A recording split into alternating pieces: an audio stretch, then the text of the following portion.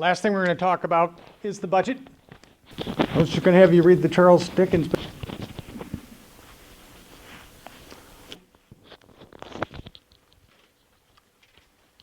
Anybody know what this means? Real quickly, in a nutshell?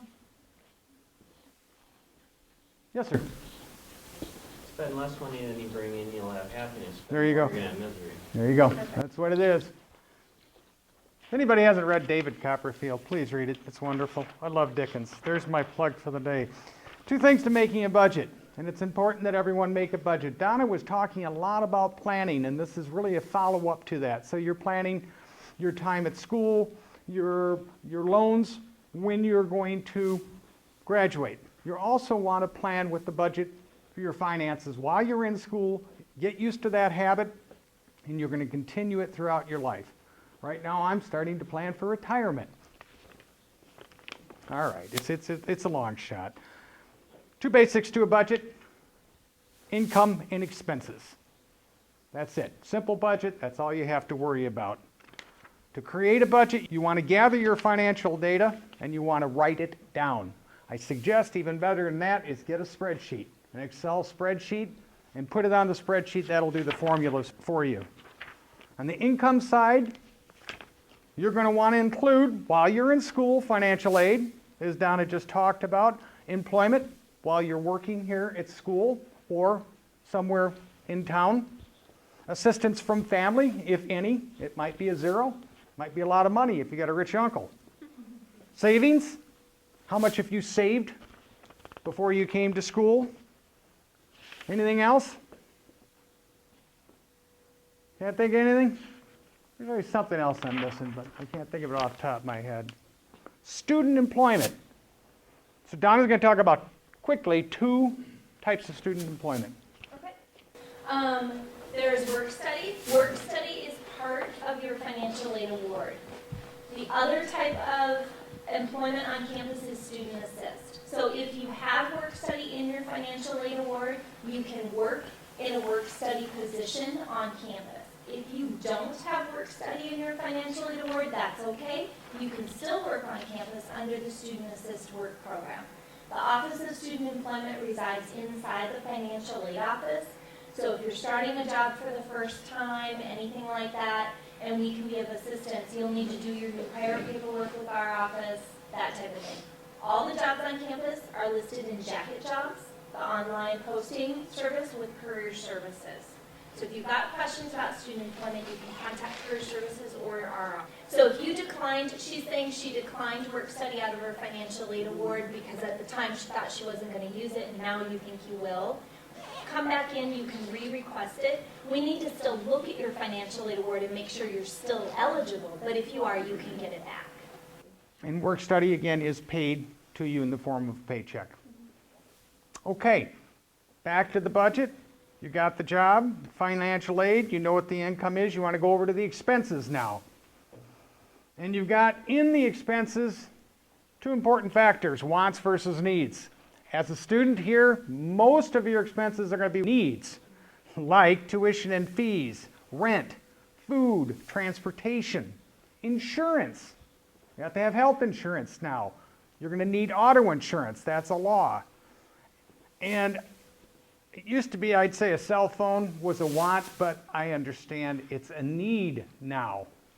I don't have a cell phone, but I understand you need them. Oh, I get it. Emergencies, they come up. You want to budget for emergencies. Now that spring trip to Mexico. No, that's not a need, that's a want. If you can fit it in your budget, that's fantastic. Go ahead, go to Mexico. But make sure you've got enough money. And that new laptop, that's kind of a borderline. If you were getting sold on the laptop because it's the newest thing, don't buy it. Use the one you got until you can't use the software or it breaks. Here's an interesting fact: cup of coffee. Buy 2 cups of coffee every day, and you're going to spend $126 a month. And at the end of 30 years, you're going to spend $45,000 in coffee. Just something to consider how little things can add up in a budget. If you recognize that and put the coffee in your budget, you'll know what that's going to cost. Otherwise, you're going to go, 126 seem to be short because you didn't have it in your budget. Write it down. Again, Excel spreadsheet. This is an Excel spreadsheet. Does all the formulas for you.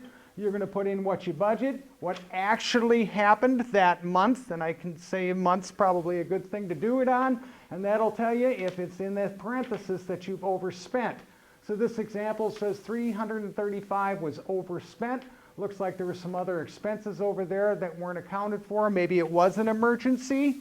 That's okay, but you're going to have to make up for it the next month or the next couple months. Otherwise, you're going to run a deficit. And I think we all know the governments run deficits. Let's not run the deficit too high or you're going to be unhappy. Detours. What alters a budget? Changes to income and expenses or both. That can be a good thing or a bad thing. Pick up another job, your income increases, that's a good thing. You're going to have more money. Save it. But on the other side, you could have reduced financial aid. You could lose a job. Maybe you quit because you do have to student teach. Family assistance is lower. Yep, that rich uncle, he ain't rich anymore. Stock market crashed on him. Who knows? Online class, as we alluded to, that does cost more money. And you might need that online class to graduate on time. Budget for it, put it in, recognize it, find out what it's going to do to your budget. Study abroad programs, great things to do when you're in school, but they cost more money to do a study abroad. So I'm not saying don't do it, I'm saying budget for it. Student teaching, we mentioned, unpaid internships. So those are items that you're going to have to write down and consider. Stay within your budget. Again, if you exceed it in 1 month, try to make up for it in the next month or the next 2 months. Anticipate the unexpected and save. I can't stress that more in life. Unexpected things come up. Don't buy anything before considering its value. Again, go back to the laptop. What's the value of the laptop? Can I do without it? Beware of credit card borrowing. This is really, really important. If you borrow on a credit card and you borrow for 1 month, that's great. That means you got a free loan for 30 days. But if you don't pay the balance off, look at the terms of the credit card, 18%, 24% interest. And what's even worse is payday loans in Wisconsin. They're outlawed in Minnesota. If you go to a payday loan because you need money quick and you don't get it paid off in a certain amount of time, and they're usually quick windows, you could pay how much, Donna, in interest? I don't remember what it was. 200%? It's crazy, man. Yeah, be careful. Outstanding debt genuinely will give you a feeling of being out of control. It'll cause anxiety and you won't be able to study. I've seen students in my office don't know how to pay tuition. Finally come in, we get them directed down to Donna, we help them out and their anxiety goes away and they feel better and they thank us. It gives you a loss of concentration. It can cause depression, real depression. It can cause illness, physical illness. So remember, that can happen. If you live within your means, it frees the mind for more useful tasks like studying, makes you a more balanced individual. There's my yoga. All right, there you go. Keeps you focused on what's real.